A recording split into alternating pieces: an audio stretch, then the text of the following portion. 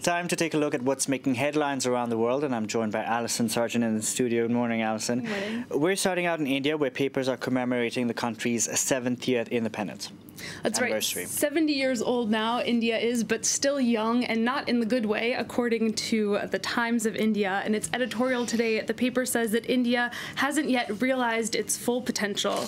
Just last week, Prime Minister Narendra Modi was calling for an end to poverty, illiteracy, and corruption, the same call, the paper says, that Indian leaders have been making for decades.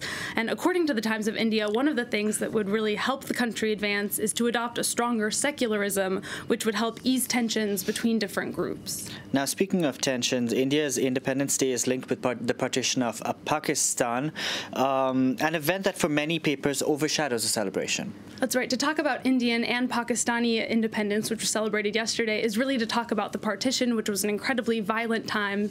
Muslims, Sikhs, Hindus all had to flee their homes.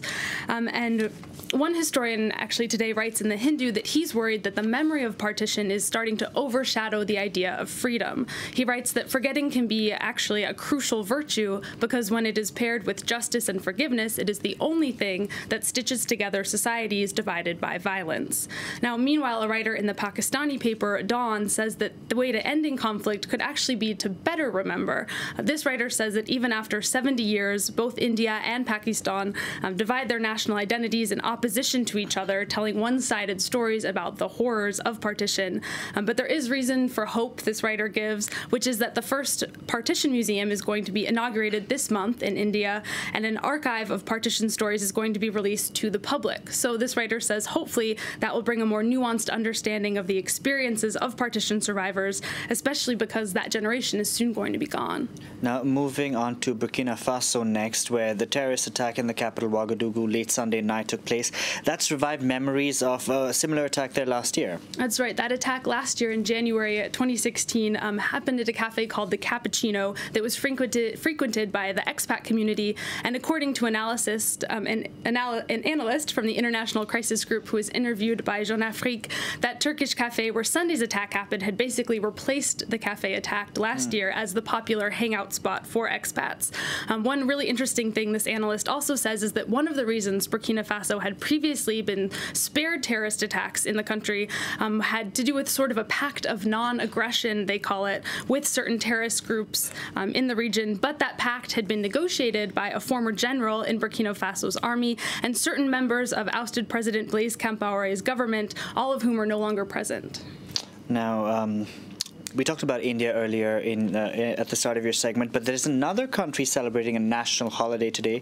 It's Korea's Liberation Day. That's right. They're commemorating liberation from the Japanese military or colonial rule that ended in 1945.